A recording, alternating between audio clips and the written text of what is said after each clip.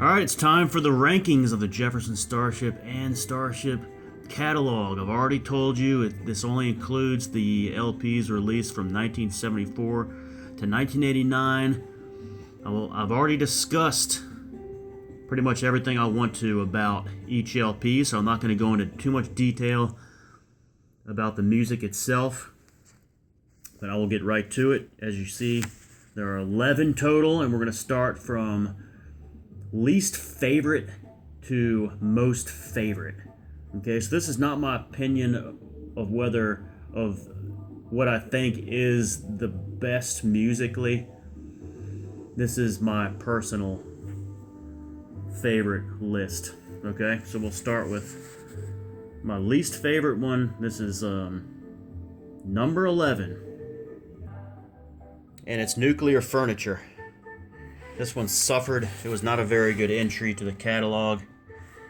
I've mentioned that it grew on me a little bit over time, but it still remains just my least favorite. I can listen to it all the way through, but there's a feeling of just kind of a tension throughout. There's really only one standout song on here, so that's No Way Out. So coming in at number 11, Nuclear Furniture. All right, number 10, Starship Knee Deep in the Hoopla. I really slammed this one in the video review, and I stand by that. Remember, starts off with pretty strong, a couple of number ones and another top 40 that I'm not crazy about. But problem here is there's at least two, if not three, that I have to completely skip over, and I don't say that about hardly any other of these LPs. That would be Private Room and Rock Myself to Sleep. Pretty bad songs. It has more energy than Nuclear Furniture. More happy. Definitely more polished. So I'll give it the nod over Nuclear Furniture, but it still is all the way down at number 10. Not a very good ranking for a platinum LP. Knee Deep in the Hoopla.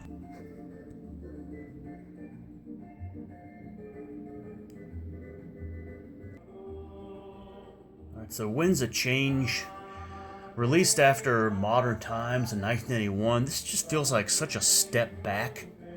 And some of the songs on here, it's like they're reverting back to like mid-70s JS.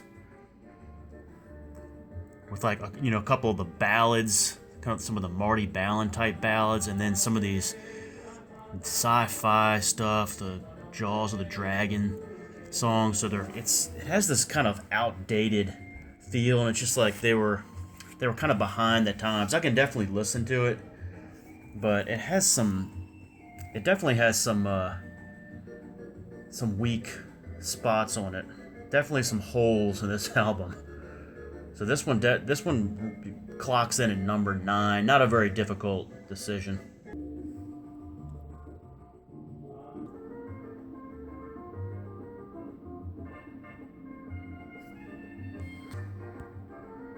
Okay, if I was doing the best covers of all these LPs, this would be number 1, with Red Octopus being number 2.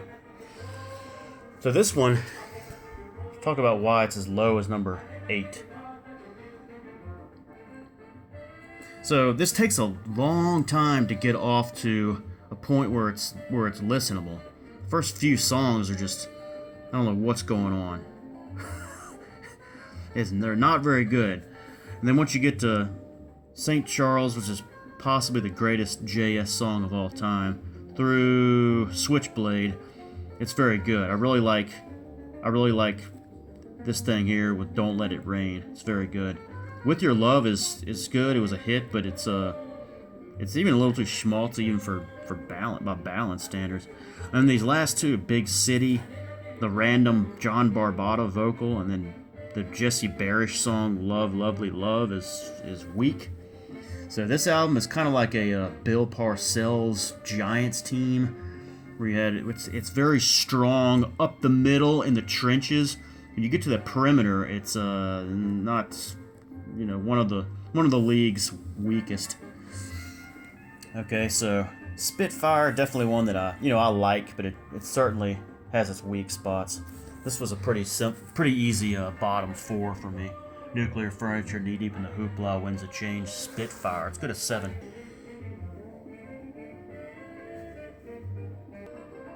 Okay, this is Starship, No Protection. Overall, more of a confident offering than Spitfire. Definitely, they definitely have a feel for. They definitely know what they wanted in it in the product. It shows. It's very glossy, but it's certainly better than Knee Deep in the Hoopla. And all the songs are most of the songs are solid. Definitely better overall than Spitfire. So that's number 7, No Protection.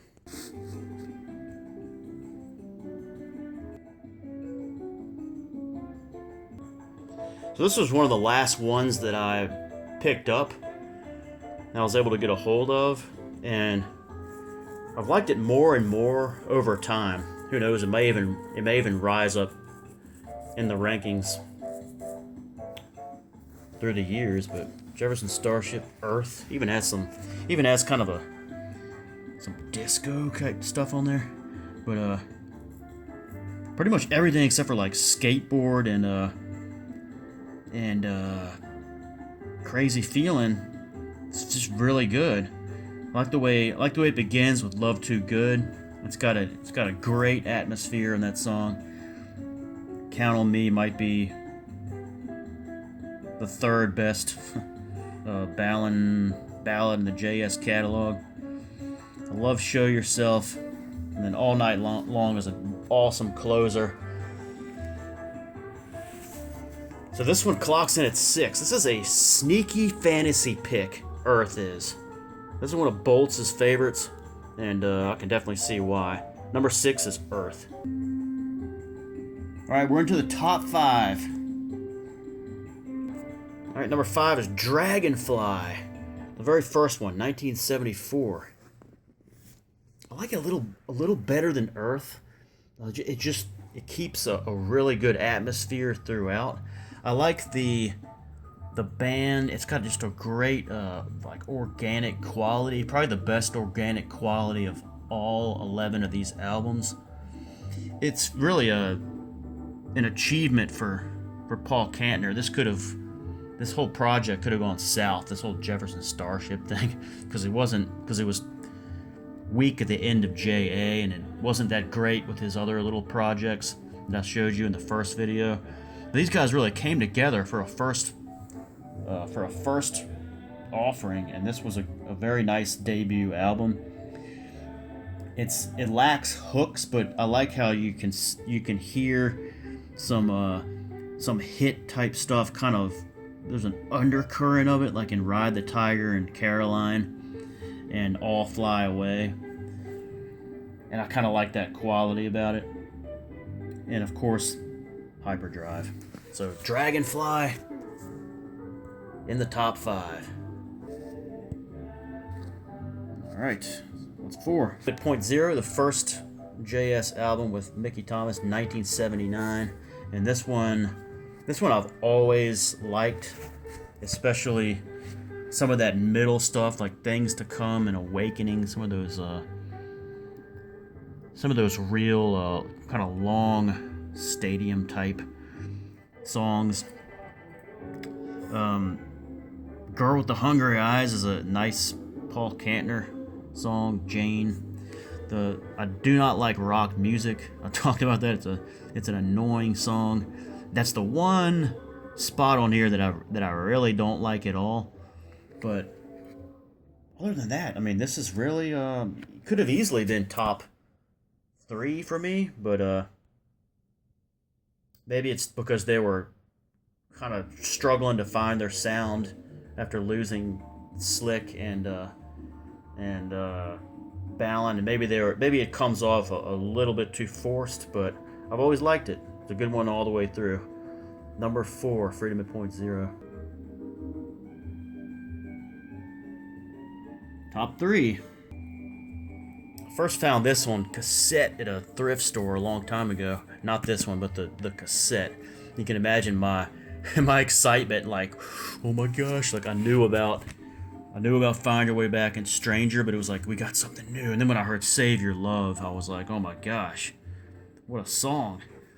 Like I said, it's a short album, it's quick, but it feels it's just better than Freedom at Point Zero. They really just settled into the kind of more hard rock sound. Maybe not having a ballad, like I said, takes away a little bit.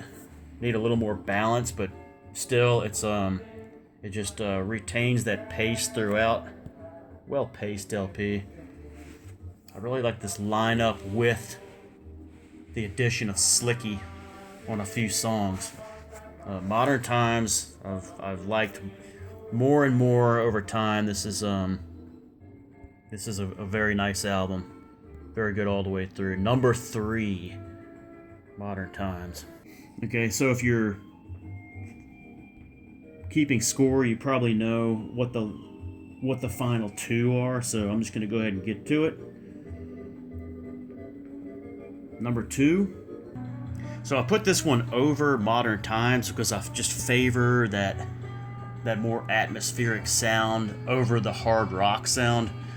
Modern Times is pretty high for being, in that hard rock thing, 'cause it's not really my taste. This is really in my taste right here. And again, it's like Dragonfly, has that organic feel to it. I think the one thing that might hurt it is that, kind of like the Beatles' White Album, it doesn't feel really like a album that fits together that much. For example, you have the Sweeter Than Honey, like rocker out of nowhere from Ballin. You have Get Fiddler, which is just an instrumental by Papa John Creech. You have another instrumental composed by Sears called Sandal Fun, and overall it's very, the whole thing is very listenable. It's a great LP all the way through. I do not like I Want to See Another World. It's kind of weak. There Will Be Love has some weak moments, but overall this one, I put it over Modern Times. This has probably, I think of all these LPs, this probably has I have a bigger soft spot for this LP than any of the other 10 here. I've listened to it many times. So JS, the double platinum album, Red Octopus, number 2. All right, and then my favorite LP from the JS Starship catalog, and it's Love Among the Cannibals, the one that was the least, the lowest charting, the least selling, but I love the production of it. I love how the band got back to writing the songs. I love how it all fits together. This is a little weird because I don't favor late 80s music hardly at all in that sound, but this is a one exception. And I think it's a great achievement for Mickey, especially since they just lost Slick. And to come up with something like this, in a way it almost sounds like a solo album of his with some other musicians. And Love Among the Cannibals, with the exception of like Blaze of Love, which it's not bad, but maybe the weakest one. All of these are just very good. It ends too soon.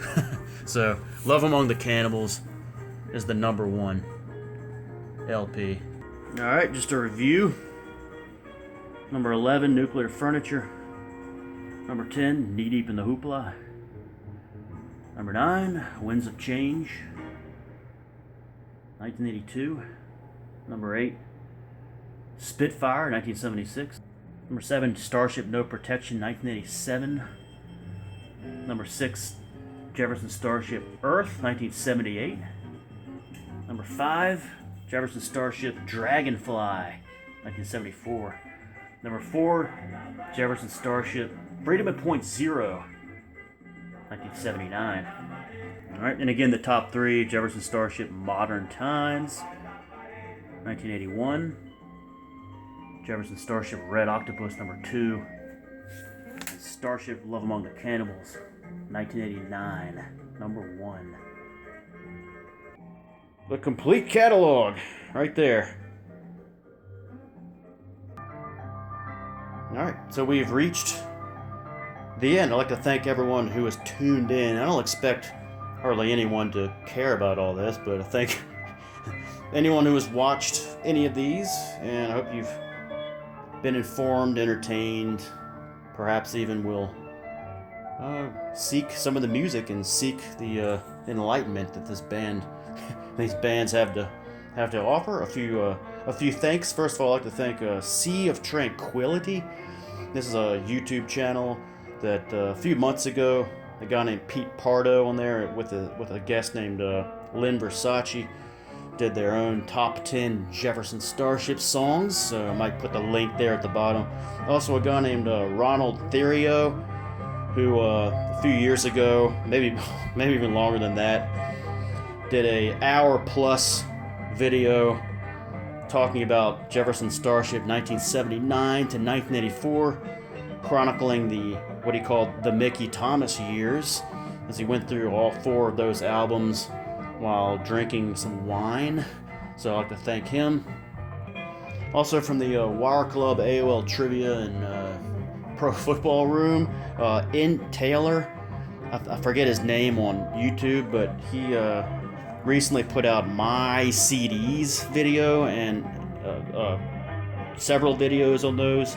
And watching those, I was very impressed by the way he would go through every single song almost on all of his CDs, and especially with the verbiage and the vocabulary, descriptive detail about the albums and the songs that helped inspire my language during these videos. Definitely not as good, but hopefully that made these videos better. So thanks to Intel, and also to Bolts 224 for following so closely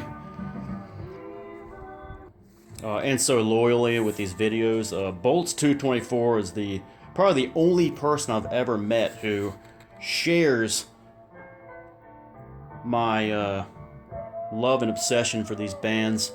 You're probably the only other person who understands.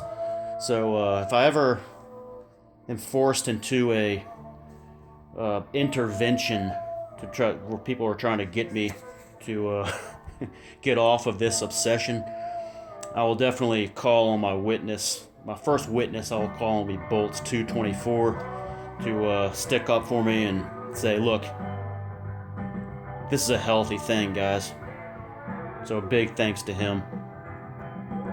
And finally, a huge thank you to all the people who have been performers in the Jefferson Starship universe over the years.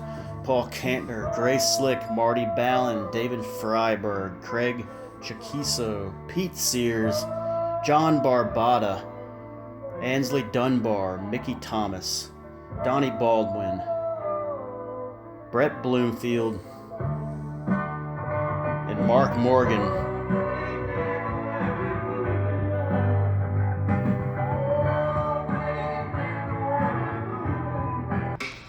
And for all those who continue to perform in both versions of the band today,